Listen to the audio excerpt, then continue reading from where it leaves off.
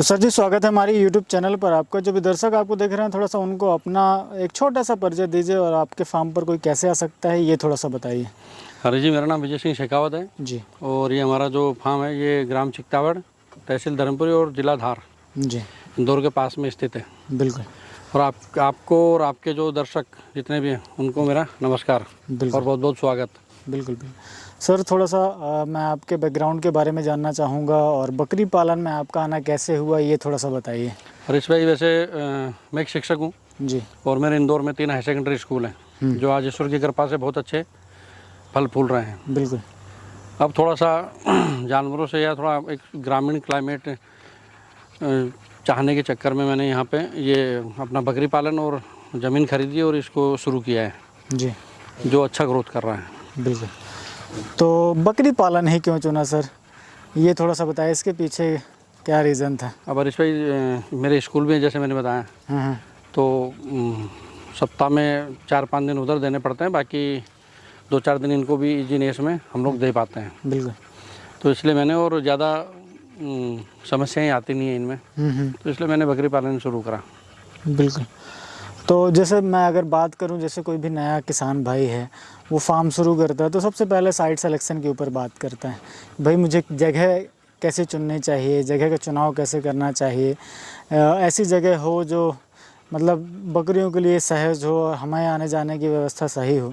तो इसके बारे में थोड़ा सा बताइए, आपने जगह का चुनाव कैसे किया ये थोड़ा सा बताएं। हरीश भाई, ये पहले तो हमारे 4-5 बीघा का खेती है, तो यहाँ हमने स्टॉल फीड पे भी और ओपन ग्रेजिंग पे, दोनों पे बकरियों को पाला है। दोनों माहौल इनको दिए हैं। अच्छा, दोनों माहौल हो जाए इसलिए आपने इस जगह को चुना। इस जगह के चुना। फिर इसके आसपास पूरा जंगल एरिया है। अच्छा। तो गर्मी के दिनों में हम लोग थोड़ा सा, हमारे जो भैया हैं वो बाहर भी निकालते हैं। बिल्कुल। तो अच्छा माहौल मिल जाता है और जो माहौल इनको, इनकी जहाँ से इनकी उत्पत्ति है जी, वो वाला माहौल हमने यहाँ देने की कोशिश करी है और ईश्वर की कृपा से वो यहाँ पे इस्टेब्लिश भी हो गई हैं। सर दूसरी बात आती है ब्रीड सिलेक्शन के ऊपर। जैसे आपने कहा कि भाई मैं बाहर की बकरियां लेकर आए थे और आपने कहा कि हमने कोशिश भी की है कि इनको उसी तरीके का माहौल दिया जाए। तो ब्रीड सिलेक्शन के ऊपर मुझे बताइए कि जैसे आप मध्य प्रदेश के मालवा रीजन से हैं, भाई यहाँ पे भी एक काफ़ी फेमस ब्रीड है मालवा, अभी रजिस्टर्ड तो नहीं है पर फिर भी उसका अच्छा रिस्पांस निकलता है लोगों का, परंतु आपने उसके बजाय आपने सिरोही को प्राथमिकता दी या सोजत को प्राथमिकता दी, इसके पीछे क्या रीज़न था, क्या लॉजिक था, ये थोड़ा सा समझाएं। हरीश भाई, सिरोही और सोजत ये वैसे गर्म इलाके की बकरियाँ ही हैं जी। और जहाँ हम खड़े हैं निमाड़ बेल्ट है, तो यहाँ पे ये क्लाइमेट में भी एडजस्ट हो जाती है। और वैसे तो हर किसी क्लाइमेट में भी एडजस्ट हो जाती हैं, थोड़ा बहुत अगर किसी को दिक्कत आए तो, बाकी तो नहीं आती हैं। बिल्कुल। और ग्रोथ अच्छी करती हैं, इसलिए हमने इनको सिरोही और सोजत दोनों ब्रीड का सिलेक्शन किया।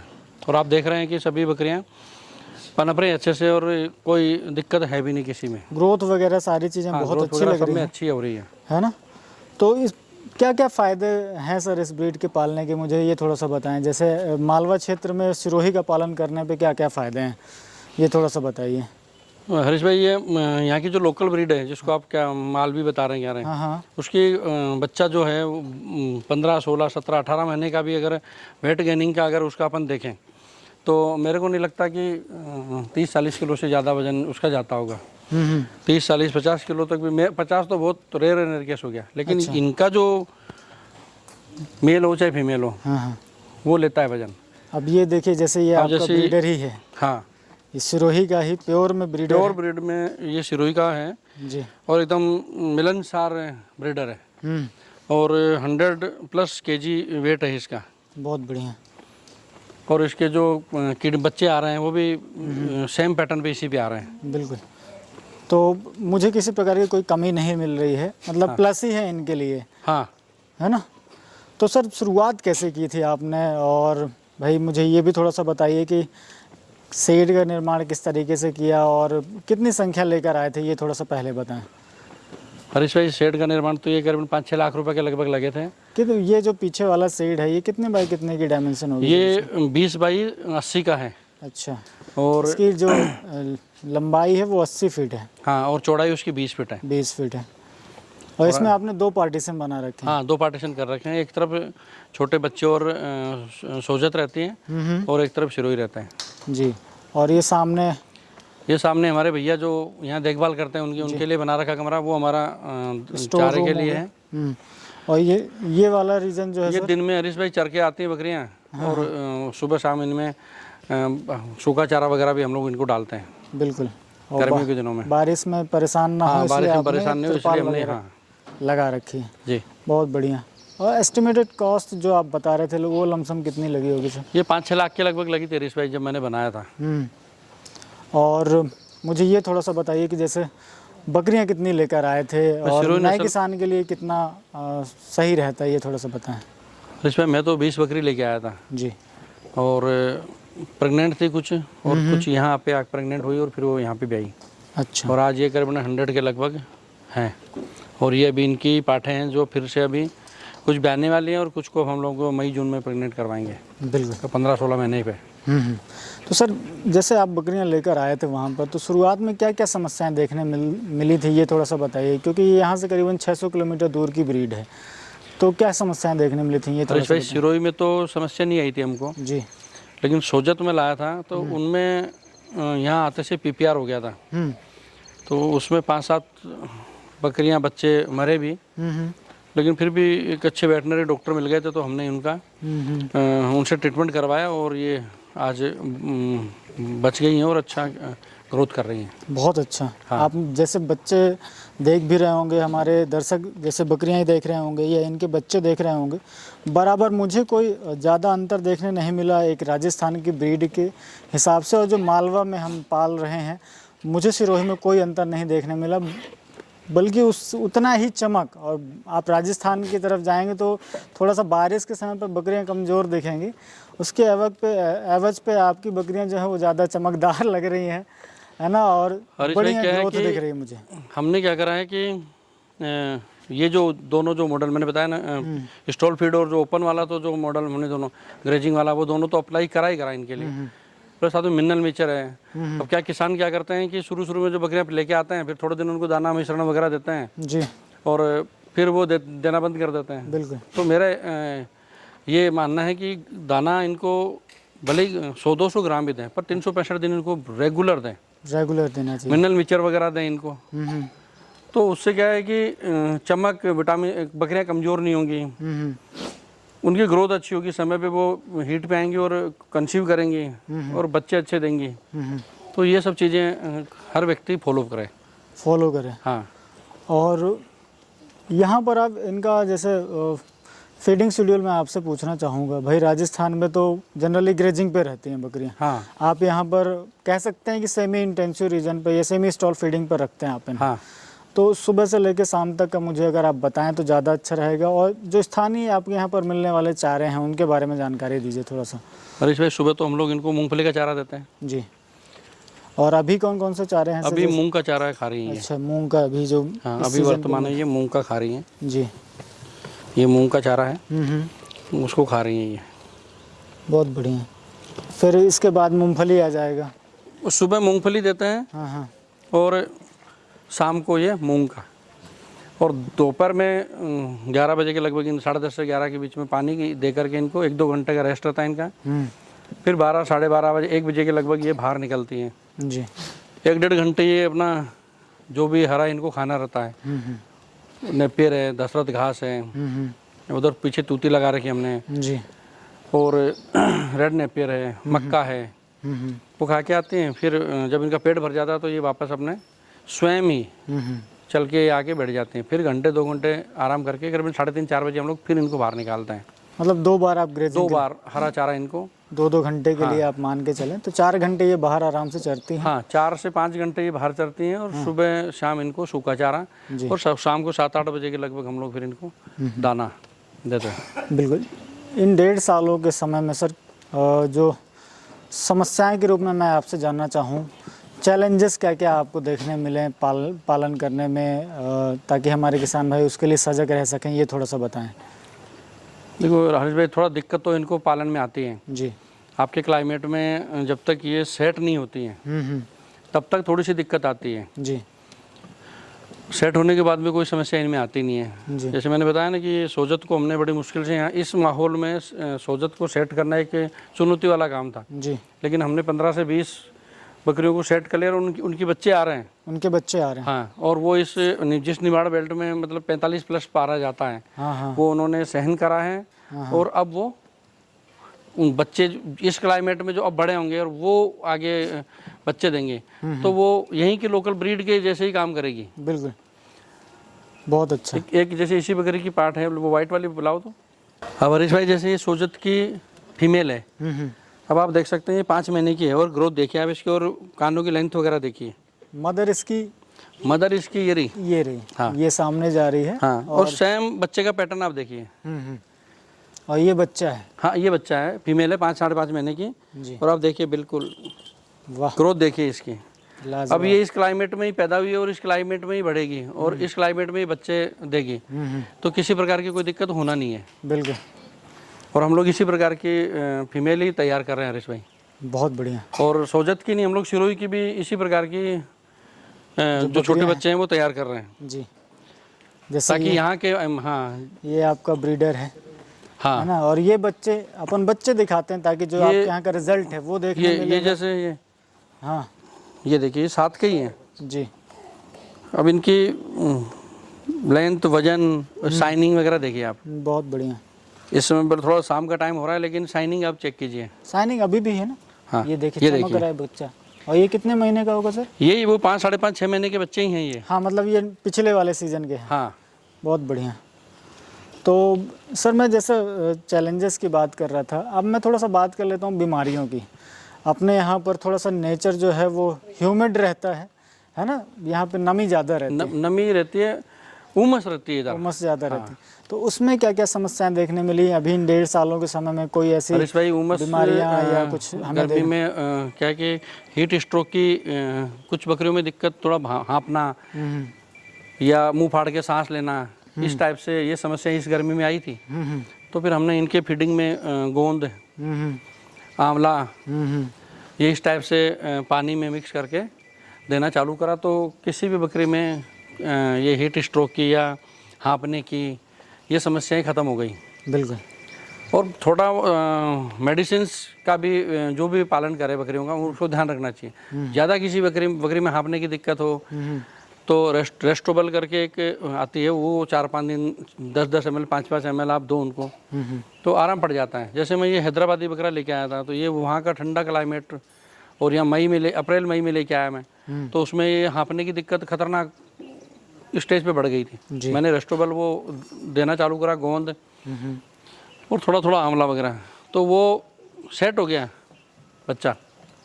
तो ऐसे जो भी फार्मर हो, थोड़ा उसको जानकारियाँ भी होनी चाहिए मेडिसिन की ही, चाहे वो देसी दवाई नुस्खे जो भी बोलें। वैक्सीनेशन के बारे में सवाल आता है सर, तो वैक्सीनेशन किस तरीके से अपनाया हुआ है आपने? वैक्सीनेशन भाई बाहर से भी बकरियां लेकर आए थे, तो तब किया था वैक्सीनेशन वहाँ पे या यहाँ आने के बाद? नहीं, यहीं किया था मैंने। यहीं किया था। वहाँ से लाया और लाके इनका डिवार्मिंग करके, हाँ, और फिर मैंने इनको सबसे पहले PPR लगाया था जी। और PPR लगाने में हर 6-6 महीने में 80+ ET का वैक्सीनेशन मैं कर देता हूँ। FMD वगैरह इस बेल्ट में ऐसा कोई दलदली क्षेत्र है नहीं, तो वो मेरे को दिखी नहीं समस्या, तो FMD और वो मैंने वैक्सीनेशन करनी रखी इनमें।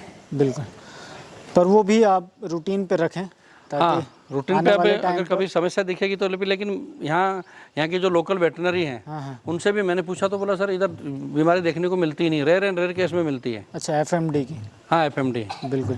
तो बाकी PPR और 80+ ET सबको कंप्लीट है। तो जैसे आपने हरी घास लगा रखी है, 4 घंटे के लिए आप वहाँ छोड़ते हैं। मध्य प्रदेश के इस बेल्ट में पर बकरी के ऊपर अगर मैं खर्च की बात करूँ तो लमसम क्या अंदाज़ा होगा आपका, क्या खर्च बैठता होगा एक बकरी के ऊपर? हरीश भाई, तोल के तो इनको खिलाते नहीं हम लोग। फिर भी देखिए, भूसा खरीदा हुआ रहता है ना। पिछले 1 जनवरी 2023 से मैंने इनको पाला है जी। मैंने करीबन 200 क्विंटल चारा इनके लिए खरीदा है, 200-250 क्विंटल के लगभग। देखिए, अब आप देख लीजिए, 17-18 में मैंने यही चारा, 17-18 महीने में मैंने यही चारा खरीदा है। अभी बीच में फिर कोई चारा नहीं खरीदा, और अभी भी मेरा आधे से ज़्यादा मूंग का और उसका मूंगफली का भी भरा है।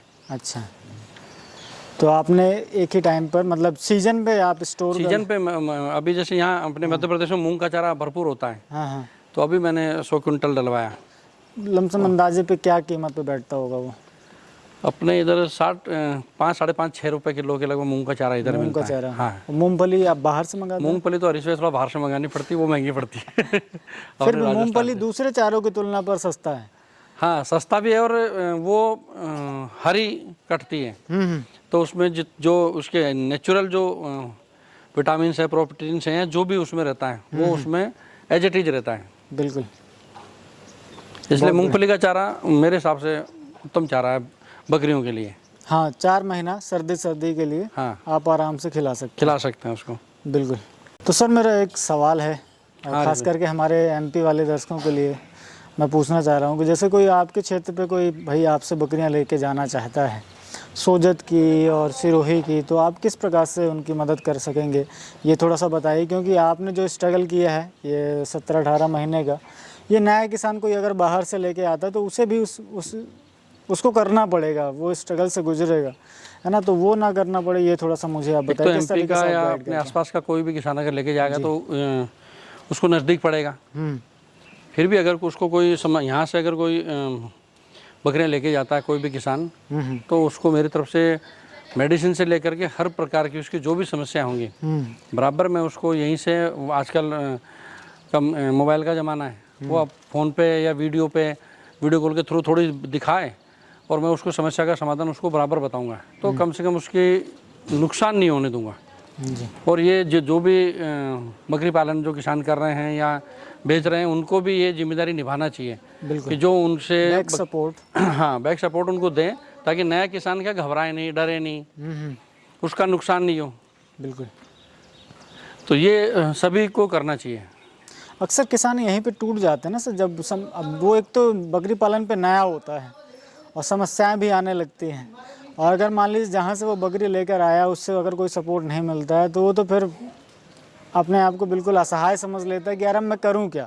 हाँ, क्योंकि आने के बाद आप ये देखेंगे कि लूज मोशन होना और सर्दी बुखार का आना, ये आम चीज़ें होती हैं जो हर एक किसान को इससे गुजरना पड़ता है, और इसमें अगर वो अनुभव नहीं है, वो नया है बिल्कुल, अगर वो इसको मैनेज नहीं कर पाता है तो फिर उसके यहाँ कैजुअलिटी भी होती हैं।